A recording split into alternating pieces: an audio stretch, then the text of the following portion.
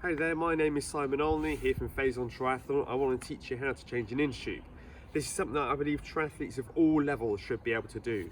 If you're training for your event, you could spend hundreds of hours running, cycling, swimming, driving to the pool, going to the bike shop, getting your bike serviced. All this money, all this time can be invested in your event. If you then just happen to be unlucky enough to cycle over a thorn, you can then get a puncture. If you don't know how to change it, that's your entire race, all of that money, all of that time for nothing. So I really strongly believe everyone who participates in triathlon needs to know this basic skill. So I wanted to take a couple of minutes here to show you how we do it. Now, to start with, we're going to need our punctured wheel. We're going to need a fresh inner tube. We're going to need some kind of inflation device and some tyre levers. I tend to keep them in a little bag like this that sits behind my saddle, which means that I know that whenever I go out, I'm covered to cover all situations. Now, first thing we need to do is we need to get this tyre off. You get two kinds of levers. You get ones here that have hooks on them and ones without. I like the ones with hooks on them, is what you can do. So you can stick the tyre, the loop bit inside the tyre itself, and the hook loops around the spoke there, which means it keeps it in place. That allows me then to take this lever here and I can then draw around it and go around it like a clock face. It does require some physical strength, but you don't need to be a young man to be able to get it off. Next up, I will just pull the tube out like that and I'll lift the tyre off like so. Now, when you get a puncture, there will be some kind of hole in it. So we need to work out where that hole is. So what I would normally do in this situation is I'll get my mini pump and I'll pump it up a little bit, and I will then listen with my ears to see if I can hear where there's a hissing that shows me the air is escaping. We need to then find what it is that has caused that puncture. So if it is on the inside of the tube, so it's along here, that suggests that it's a problem within the wheel. If it's on the top of the inner tube, like here, that suggests it's a problem in the tyre. So we can either look around the rim here to see if there's any gaps that have appeared in the rim tape, as that can cause the tube to get squeezed in between the spoke holes. Chances are though, it's come from the tyre. So I can then turn it inside out. If you're having trouble locating it, you can, if you're really struggling, lightly run a finger along to see if you can feel the sharp object, but be very careful with this. You don't want to cut your finger open. Once we have located the source of the puncture, we need to now think about replacing it. So we get our second inner tube, which is box fresh here. I tend to throw away the dust cap and the collar that comes with it, because they don't really serve much functional purpose. We then take our tyre, and to reattach it, we put one half of the tyre inside the rim, which should go on relatively easily. Need a little bit of encouragement towards the top, but as you can see there, we've now got half the tyre on the rim. The next thing we need to do is we need to take our new inner tube, we need to find the spoke hole. Here we go. Pop it through here, and then we need to feed the inner tube into the tyre there. Now, what a lot of people will do, just you press the valve by unscrewing it,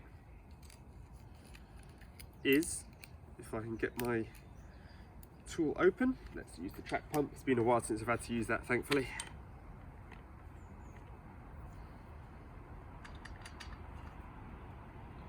Flick like that to keep it open, and we'll just give it a couple of squeezes there, which gives the inner tube a little bit of shape, which means it's less likely to get pinched in a minute. So I'll run it round and I'll pop it inside the tyre.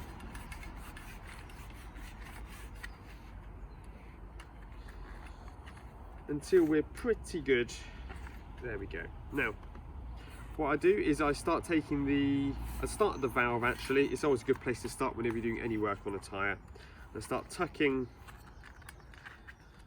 the tyre in like this. Now to start with, oh, it's escaping there, you want to make sure it's taking, there we go. To start with, it's going to be really easy. However, it gets a bit more interesting in a couple of minutes.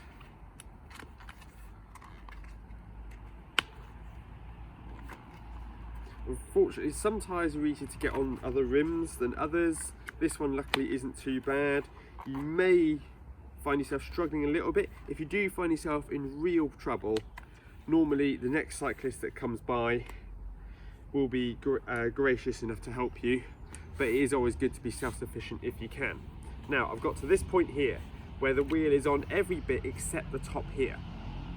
Okay, this is probably the hardest part of the process. What we can do is we can stick a tyre lever in here, and we can flip it up, flip it in, and that allows us to roll the last of the tyre on. However, if you don't have tyre levers or it's just not working for you, here's the little trick. So you get the bit that's troubling you at the bottom there, squeeze it here, and you squeeze the tyre and you run it round. The idea being we're taking all the slack out of the rest of the tyre, moving it round there, which should allow us to roll it on with our thumbs like that. Okay, now we've got the tyre on, there is one important thing we need to do. We need to look around the inside of the rim here, and we need to check that there is no tyre showing on either side. This is the one part where it is worth making sure you take the time to ensure there's no tyre sticking out, because if there is a little bit of tyre sticking out there, when you go to inflate it, the whole tube will explode, and that leaves you not only having to repeat the whole process but also minus one inner tube. I normally take one inner tube with me when I'm riding. If you use more than one inner tube, if you get multiple punctures, if for instance there's something stuck in the tyre you just can't get out, I carry around a pair of little patches like this, self-adhesive slap-on tyre boots, rather than the old-fashioned kit with the crayon and the sandpaper and all that. I just whack these on. There is a little bit of sandpaper in there as well. These do a really good job, less faffing, less having to wait for dry for latex glue. Once I can see that there's no tyre, there's no inner tube that is visible around the rim tape, I'll then take my inflation device. If you're at home, I recommend use a track pump. If you're out on the road, either use yourself a mini pump, preferably one that works, or a CO2 canister system can be really useful for you if you're racing. The important thing is, when you're doing this process, to be fast, to be assertive, but not to panic, okay? And then you will inflate the tube to your required pressure. So the valve is open there, stick the pump in, spin it down, and then you will pump it up. Now the pressure that you bring your tyres up to will be limited on the road, because if you've only got a tiny little pump like this, I know it says on here 120 psi, I've never really managed to get much above 40 personally. Another reason for CO2 is it can get you right up to race pressure again, nice and quickly. But yeah, you normally, for most athletes, you don't need to inflate this all the way up to 120 psi, which it says on most road tyres, okay? For most people, around about 90, 100 will probably do it and actually can improve the rolling resistance. Once you've got it up to the pressure that you require, release it, tighten it up, and you're good to go.